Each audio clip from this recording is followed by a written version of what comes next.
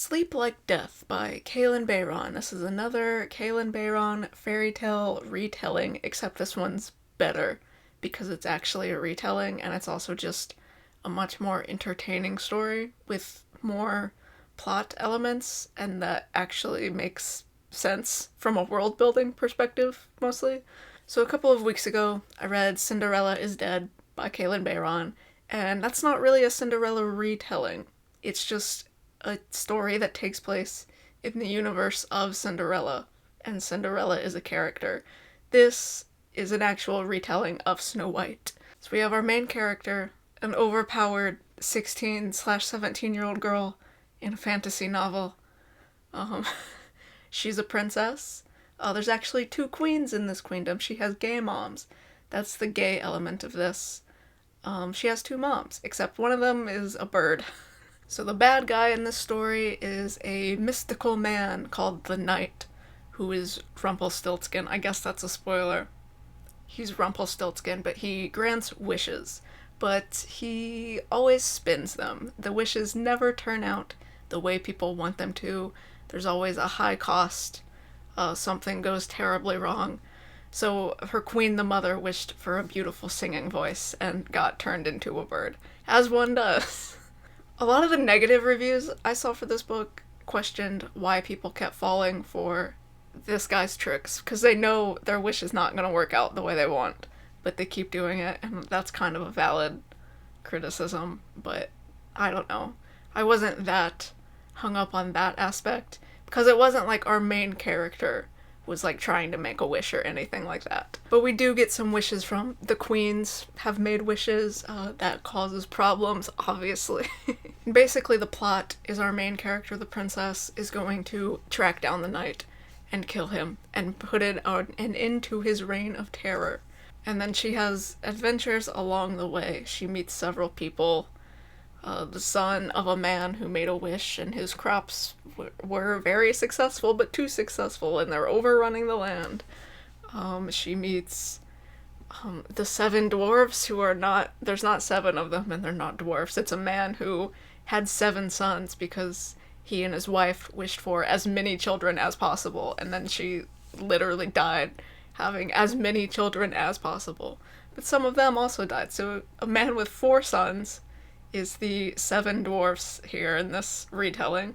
So it is quite different. The retelling aspects aren't one for one. It's not just a ripoff of Snow White. I haven't seen Snow White in ages, so I couldn't even tell you all of the parallels. But it's quite different. It really feels like its own story that just draws some inspiration from Snow White, which I liked a lot better than a society where Cinderella is used as a religious text to teach women to be subservient. That was weird.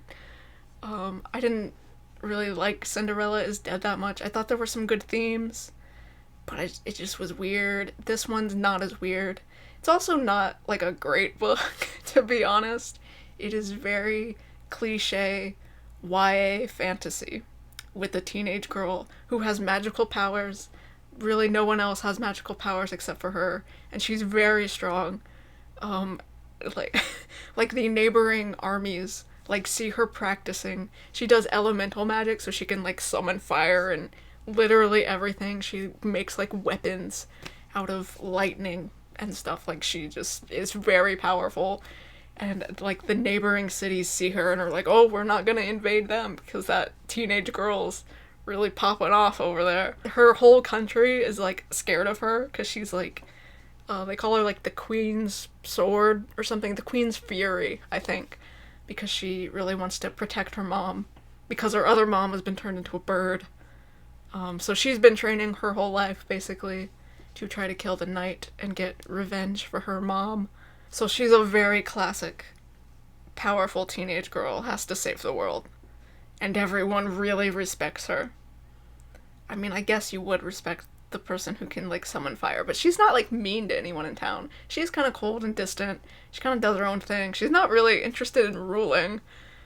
We don't see a lot of her being groomed to like take over the country, which I guess there's some reasons for that, but I feel like she would be like, I'm gonna rule this country someday, I gotta learn like politics or something. But no, she's just training to fight and kill this man. Although I will say there's not a lot of fighting in this. Like, you kind of expect it, since the book opens on her, like, learning to fight. And she's been learning for years. There's actually a plot point with her mentor, Huntress. Her name is Huntress, who, like, helps her hunt. Who could have figured? That woman is training her, but then goes on a weird corruption arc where she is, like, mad that the princess is trying to learn how to kill the guy, and has, like, dedicated her life to that, even though she's the one who's been teaching the girl to dedicate her life to that, and she's kind of a sort of pseudo-mother for the girl, but the princess doesn't. The princess keeps saying, like, you're not my mom, even though I think the Huntress was maybe flirting with the queen and was, like, trying to be her stepmom. That didn't go where I expected it to. I was kind of disappointed with that, because she just kind of got evil for no reason, to be honest. She seemed like a decent mentor character at the beginning, and then she was just a minor antagonist for some reason. Okay. Another problem I had with this book was the dialogue. It's really stilted and forced, and I think Cinderella is Dead had a similar problem. I think it's comes up more here. Like, there are just lines that just sound weird because they're trying to sound weird. It's trying to sound like an old-timey fairy tale where everyone just sort of talks really formally. And there's a guy, like the guy with the 7 sons. He tells a story about himself, but he tells it as if it's a fairy tale. And it's like, why would he talk like that about himself?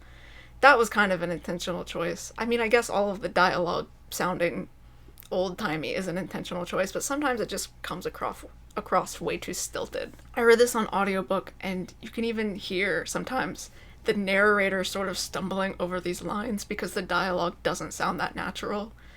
And some of the dialogue does sound natural, so that's like, you really notice it when some of the lines sound like normal conversation, and then some of the lines are like not normal conversation. Like, we lose contractions.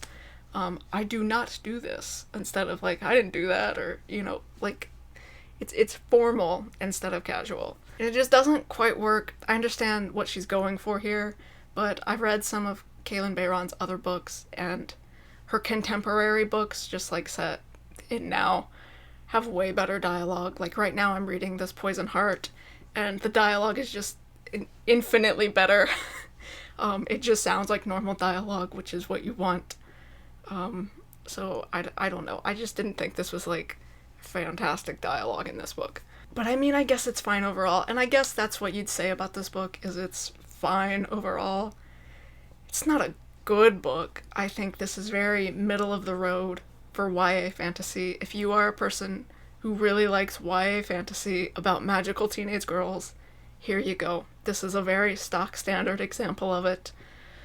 I feel like I've read this story before. I feel like there are a lot of books that have very similar sort of story arcs and side plots and quests, and, you know, there's nothing totally unique about any of this, really.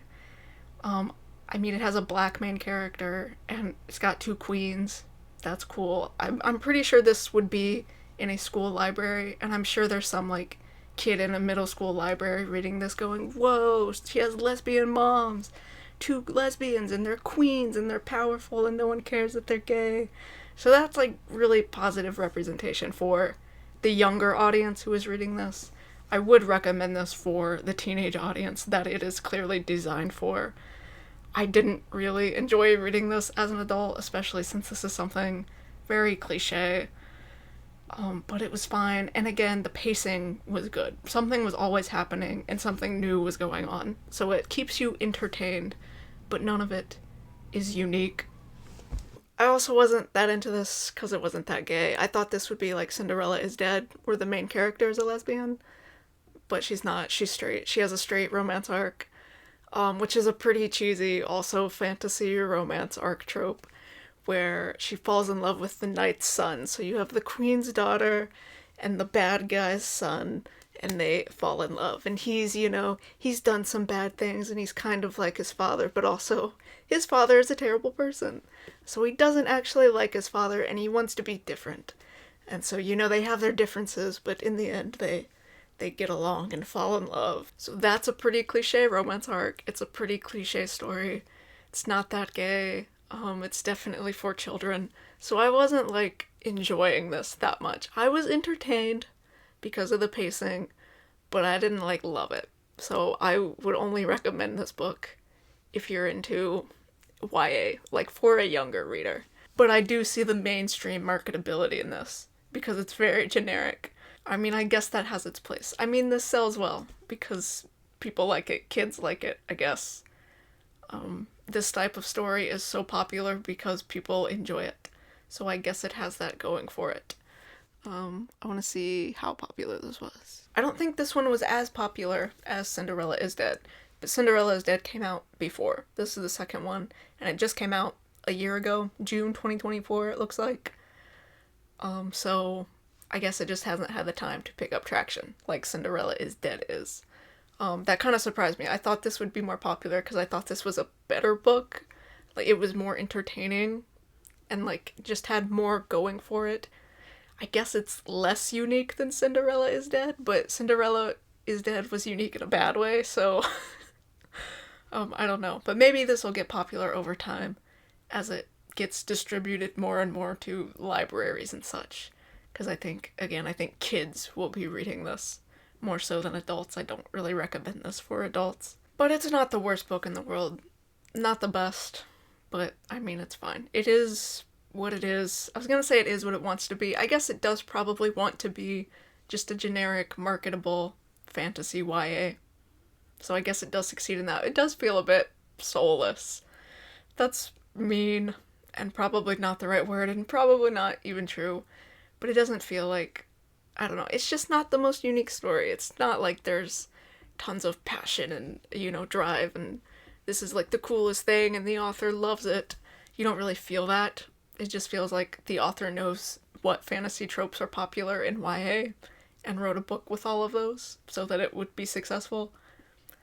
I mean, I'm sure she liked parts of the story. There's some stuff I like. Again, I liked the gay queens. I'm biased. But I think I like Kalynn Bayron's contemporary stuff more. I don't know if she'll continue doing these fairy tale retellings or not.